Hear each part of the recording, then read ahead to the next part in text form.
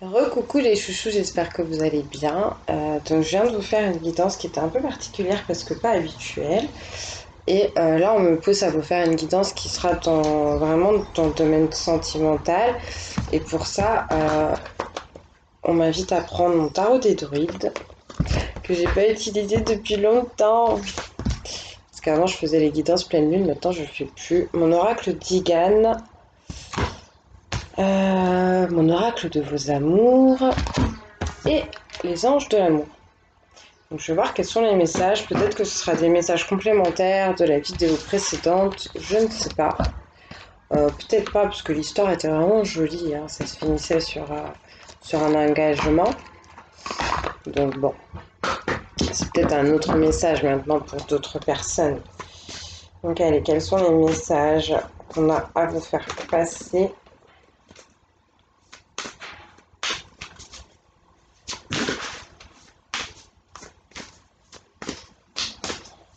Pour les personnes qui vont regarder donc cette vidéo, qui sont concernées, comme d'habitude, vous prenez que ce qui vous parle, que ce qui résonne avec vous. Donc vous forcez pas.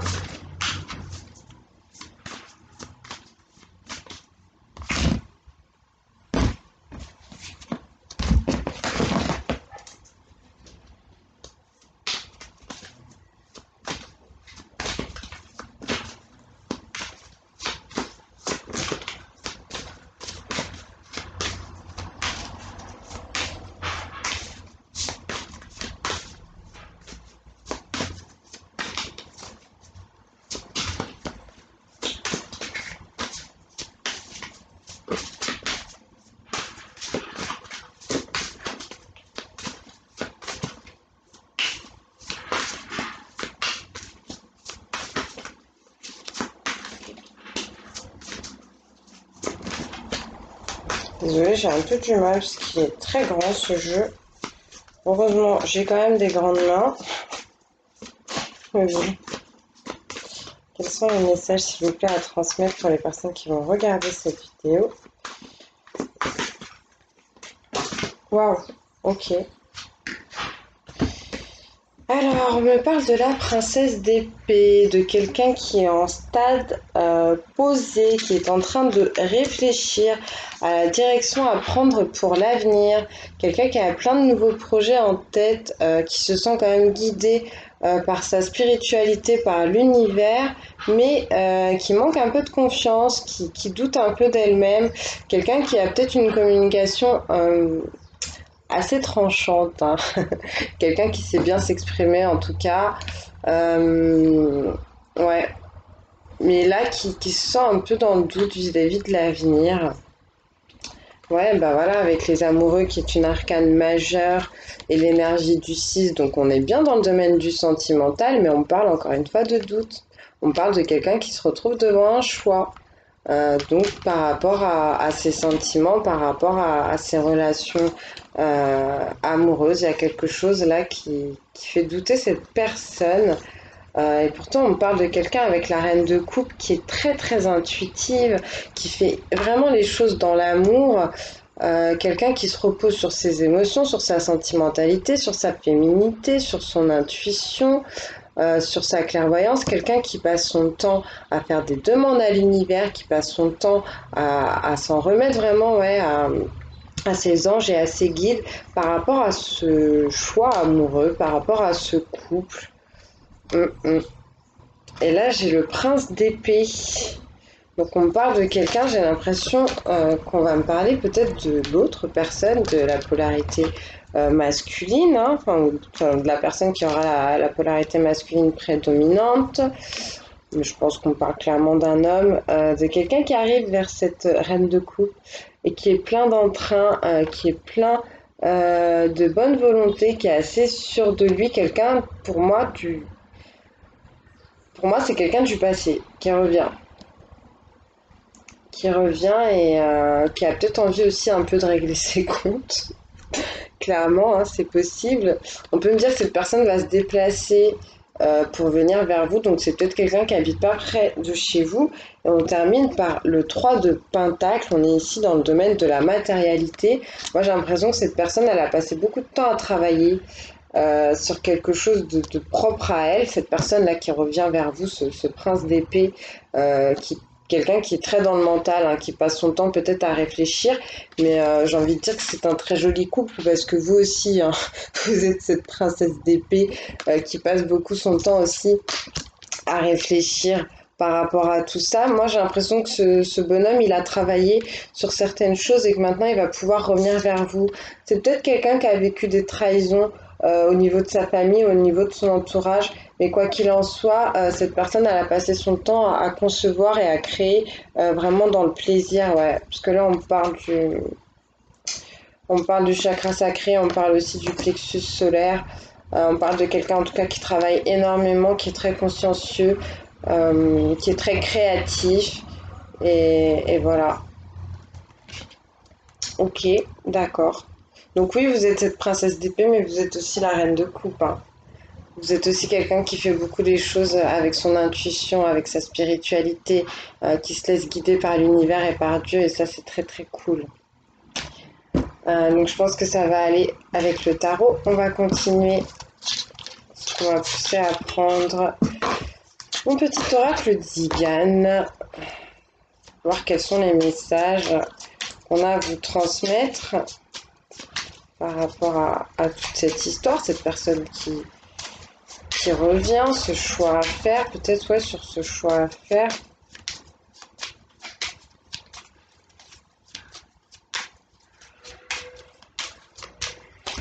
Hop.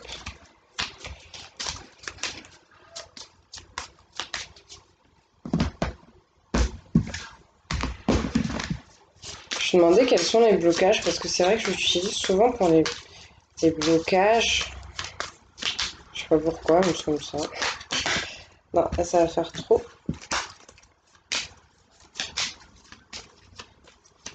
Pour les personnes qui vont regarder cette vidéo, qui sont concernées par cette situation.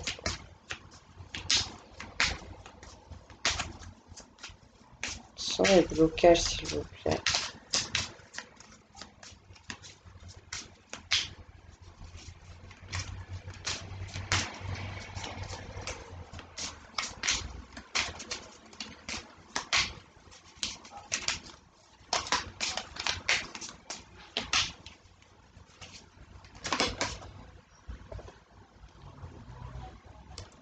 J'ai la carte du prêtre qui ressort. Peut-être qu'il y a une différence de religion, de spiritualité entre vous et cette autre personne.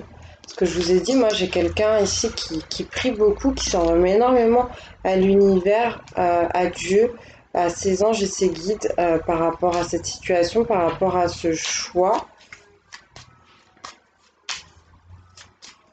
On peut me parler aussi du mariage. Peut-être que euh, le mariage ou l'engagement pose problème entre vous et cette personne. Parce que je pense pas vraiment qu'il y ait un prêtre, hein, dans cette histoire qui se pose là pour vous mettre des bâtons dans les roues. Mais il y a quelque chose en tout cas de l'ordre du religieux, de la prière, de la spiritualité. Il y a quelque chose là qui bloque entre vous. Il y a peut-être un homme religieux, entre guillemets, quand je dis religieux, quelqu'un qui a des croyances, quelqu'un qui est pieux, quelqu'un qui fait des demandes pour pas donc une personne qui n'est pas forcément pieuse, mais quelqu'un qui fait des demandes pour pas forcément que ça marche entre vous et cette personne, je sais pas. Parce qu'on était quand même dans les blocages. Est-ce qu'on peut m'en dire plus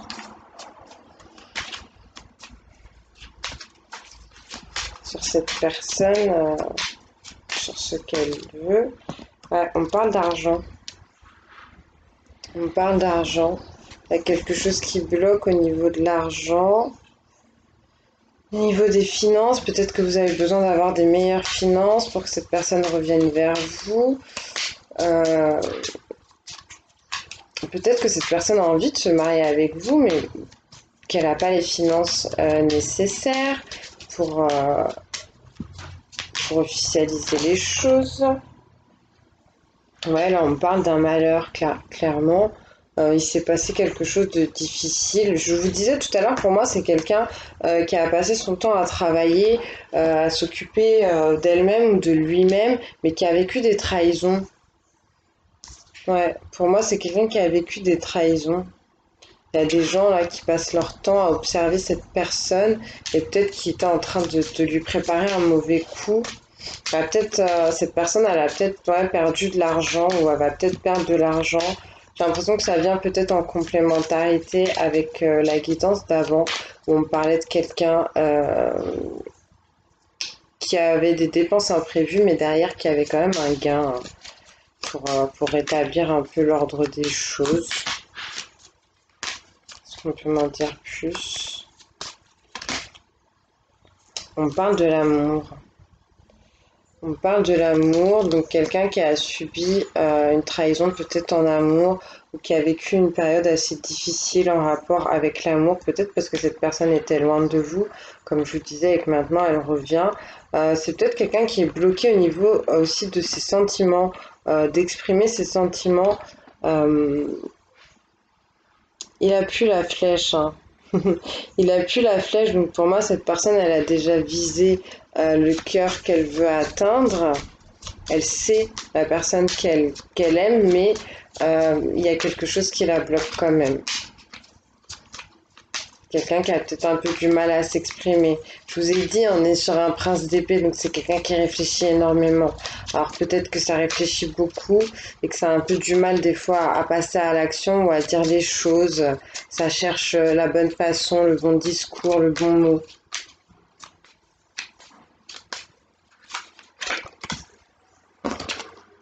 Et on parle de gaieté.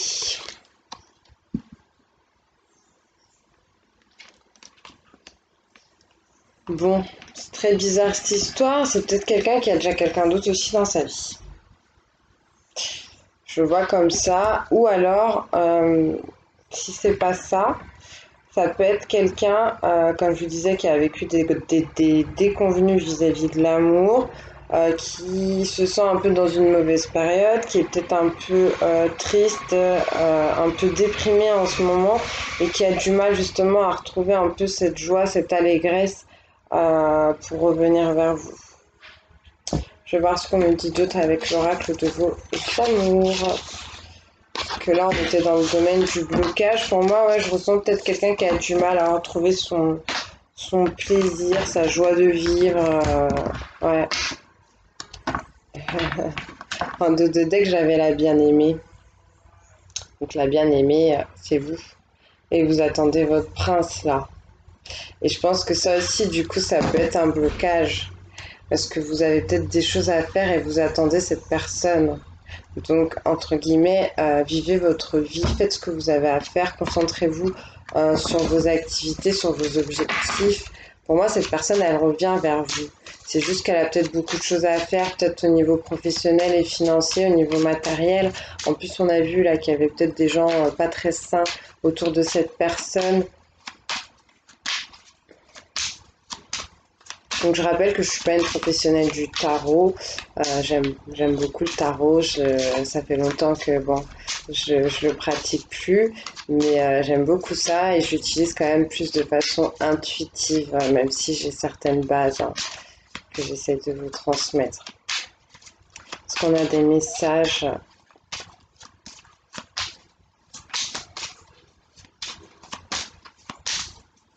Qu'est-ce qui se passe dans la tête de cette princesse d'épée?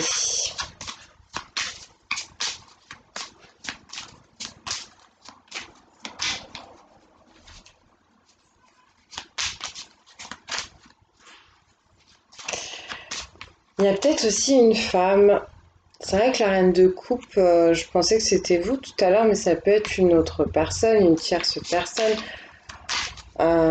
qui fait des demandes. Pour moi, c'est pas une mauvaise personne, la reine de coupe. C'est pas du tout une mauvaise personne.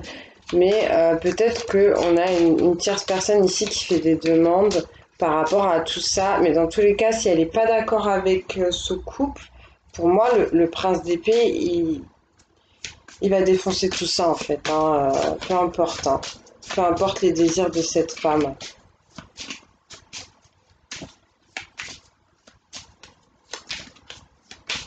qu'on peut me dire pour la princesse d'épée, s'il vous plaît?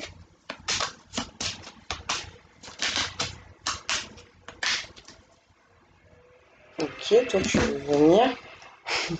On me parle d'une princesse d'épée qui doit avoir la foi, qui doit faire ses demandes, qui doit s'en remettre à l'univers avec le 21, on revient sur le 3, qui doit être créatif, qui doit aller dans la conception, qui donc, comme je vous le disais, qui doit s'occuper d'elle-même, qui doit sortir un peu de cet état-là de latence, d'attente, et qui doit y aller. Quelqu'un qui peut reposer, pour moi, c'est quelqu'un qui est très spirituel, quelqu'un qui croit en Dieu, qui croit en l'univers, en ses guides, et qui fait des demandes par rapport à quelque chose du passé.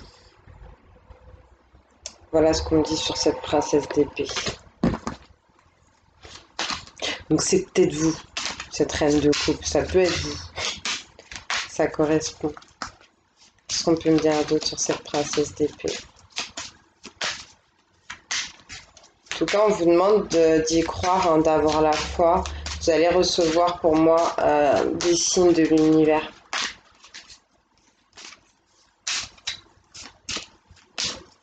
On n'en dira pas plus pour la princesse d'épée. On va voir pour le prince d'épée.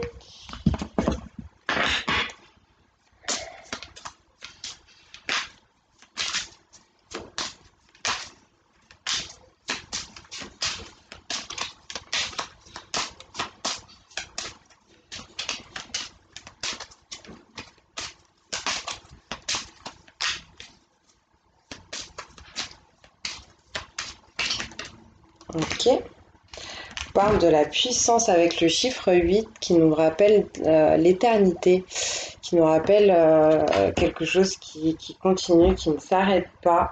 Je vois quelqu'un qui a envie de venir s'occuper de vous, qui a envie de vous porter vous, mais de porter aussi vos projets, ce qui va vous emmener vers un bel avenir. J'ai l'impression qu'on a des femmes ici qui sont pas très sûres de cette personne, de ce prince d'épée, mais lui, il a la force, il est robuste et il peut vous porter, il peut vous emmener.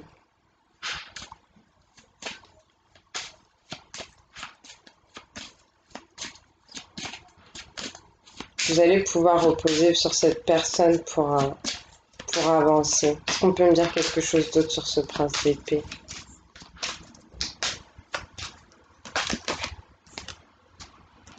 On parle de la sagesse avec le 23, on est sur le 5, on parle de changement. C'est peut-être quelqu'un qui a un côté artistique ou qui est dans le monde de la musique ou tout simplement, ouais, comme je vous dis, quelqu'un qui a un côté qui aime bien jouer du piano, jouer des instruments. Mais au-delà de ça, avec la carte de la sagesse, on me dit que c'est quelqu'un, encore une fois, qui est très réfléchi, qui est très posé, qui est très doux, quelqu'un qui sait prendre le recul nécessaire, en fait, avant de prendre une décision et qui œuvre, mais pour l'avenir. Donc c'est bien quelqu'un qui a aussi une bonne communication, on me dit. Et qu'est-ce qu'on peut me dire pour cette princesse et ce prince d'épée pour leur relation en ce moment? Même si je pense que vous êtes séparés de cette personne, clairement.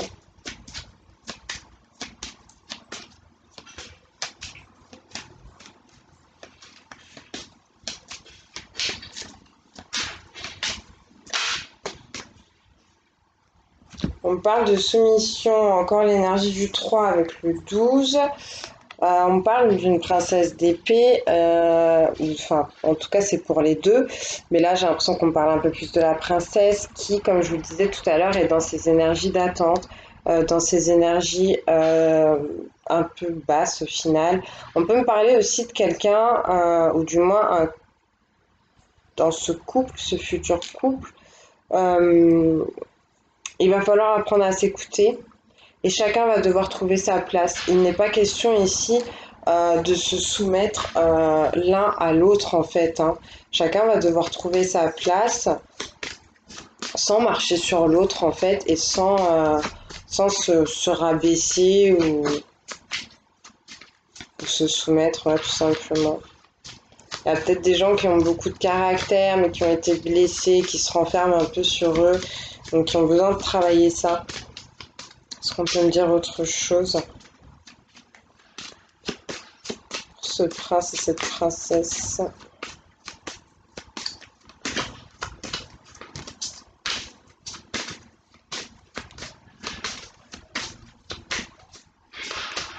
Non, c'est fini.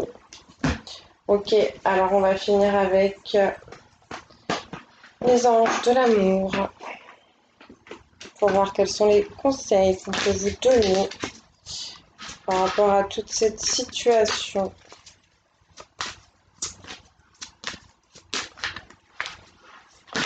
Hop, hop, hop. On me parle d'âme sœur.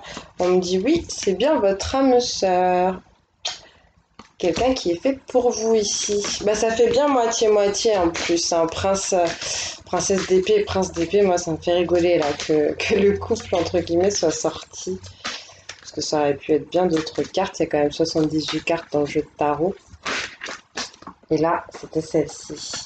On vous parle d'attraction, on vous dit que vous attirez l'amour romantique en vivant pleinement l'instant présent. Donc vous voyez mes chères princesses, c'est pour ça que je vous demande de ne pas rester dans l'attente, de vaquer à vos occupations, à vos projets, de ne pas trop vous inquiéter du futur et de ne pas trop rester axé sur le passé, mais vraiment de vivre votre vie au jour le jour. On vous demande aussi de faire un effort et on vous dit que le grand amour vaut bien le respect des étapes par lesquelles vous devez passer.